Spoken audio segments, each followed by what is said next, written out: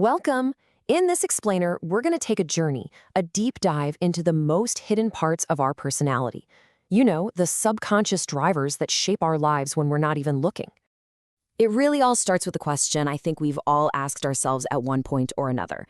You know, that gut reaction, that powerful instinct that just completely takes over, sometimes surprising even ourselves. What is that? So here's how we're going to break it down. First, we'll define what's really at the heart of our subconscious. Then we'll journey through all 12 moon signs, grouping them by their element. And to finish, we'll talk about how you can use all this knowledge to actually transform your own patterns. Okay, let's get right into it. The secret really lies in understanding this key difference between the two most important placements in your entire astrological chart. Think of it this way. Your sun sign is who you decide to be. It's your personality, your ego, the you that you present to the world every day. But your moon sign, oh, that's something else entirely. That's your deep, instinctual, emotional core. It's how you react before you even have a chance to think. It is pure, unfiltered you, and it's rooted deep in your past. And here's what's so powerful about this. Understanding your moon sign isn't some free pass to excuse bad behavior. No, it's actually the total opposite. It's about recognizing that deep, instinctual pull so that you can consciously choose how to respond. And that right there is the first step toward real self-mastery. All right, so let's jump into our first group and see how this plays out, the fire signs. For them, every single instinct is a direct call to action, to do something, to express themselves, to just be. Someone with their moon in Aries, well, they feel most alive when things are heated. Their gut reaction is to confront, to lead, and to win. Now, when that's channeled positively, they are incredibly courageous leaders, fighting for a great cause. But when it's left unchecked, they can end up creating conflict just for the thrill of it. For the Leo moon, life is a stage, and their instinct is to be right in the spotlight. Their emotional core just craves applause, drama, and passion. There's this deep, driving need to feel special and be admired. This incredibly powerful energy finds its absolute best outlet in creative performance, where their natural shine can genuinely inspire everyone around them. Now, for a Sagittarius moon, the deepest instinct of all is for freedom. Absolute freedom. Their emotional security comes from knowing that the door is always, always open. They are the eternal seekers, constantly galloping toward the next adventure, the next big idea, or the next far-off horizon. Okay, let's ground ourselves a bit with the earth signs. For them, instincts are all about creating stability, permanence, and real, tangible, see-it-in-front-of-you security. And we're going to start with a really special case. In astrology, you have this concept of exaltation. It basically means a planet's energy is expressed in its most powerful, most beneficial form. And for the nurturing, comforting moon, that perfect place is Taurus. So the Taurus moon instinctually finds its security through things it can see and touch and taste.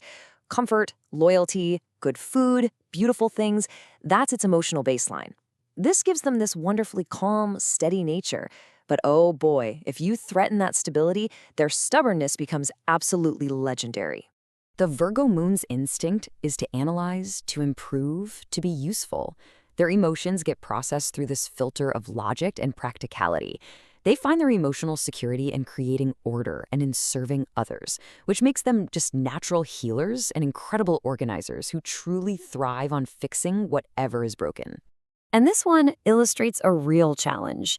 The moon in Capricorn is in what's called exile, which is the opposite of its home. Its core instinct is to suppress its own feelings in order to fulfill a duty. They become the parent to everyone, born with this heavy sense of responsibility. Their emotional security comes from achievement, and that's why you often hear they're born old and grow younger. They have to learn how to relax and feel, usually much later in life. Okay, let's shift gears and float on up to the air signs. For them, instinct gets filtered through the mind. They have this deep need to understand their feelings rationally, which, can often lead them to detach from those messy, inconvenient emotions. The Gemini moon has this insatiable hunger for information and variety. Their instinct is just to learn a little bit about everything and connect with everyone. For them, emotional security is found in novelty, in new ideas, in constant stimulation. This means they get bored really easily and absolutely resist being pinned down to just one thing. So this really gets to the heart of the Libra moon. It's all about its subtle strategic power. The instinct isn't for a big direct fight, but for creating a kind of masterfully orchestrated harmony. A Libra moon instinctually craves peace, balance, and partnership. They find their emotional security in pleasant conversations and beautiful surroundings. They're absolute masters of social grace, but their deep, deep aversion to conflict means that they'll often just quietly disappear rather than ever have to face an unpleasant scene. The Aquarius moon feels deeply for humanity, but not always for the individual human standing right in front of them. Their instinct is to connect with a group, an ideal, often by rebelling against tradition and, well, mushy feelings. They find their security in pure logic and in their vision for a better, more progressive future. And now for our final group, let's take a deep dive into the water signs. For them, instinct and emotion are pretty much one and the same, a raw, powerful, and sometimes overwhelming force that connects them to the deepest currents of life itself. So here, the moon is in its natural home, its throne. This means the instinct to nurture, to protect, and to create a sense of family is at its absolute peak.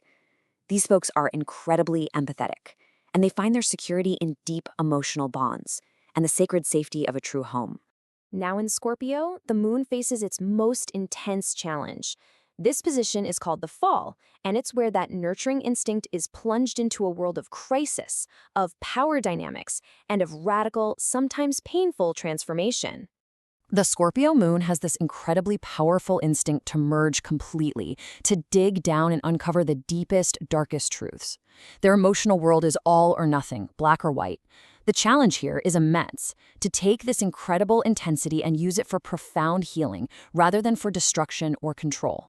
And finally, the Pisces moon. It is the most porous of all the signs, instinctually just absorbing the feelings of everyone around it. Boundaries get blurry. Their emotional security is found by dissolving into something bigger than themselves, whether that's art, spirituality, or service. But this vulnerability also means that escaping through fantasy becomes almost a necessity. So, after exploring the unique instincts of all 12 signs, we get to the most important question. What do you actually do with all of this? How does this help? Listen, you are not a slave to your subconscious. Awareness truly is the key, and it's a simple 3-step process. First, just watch your reactions. Don't judge them, just observe.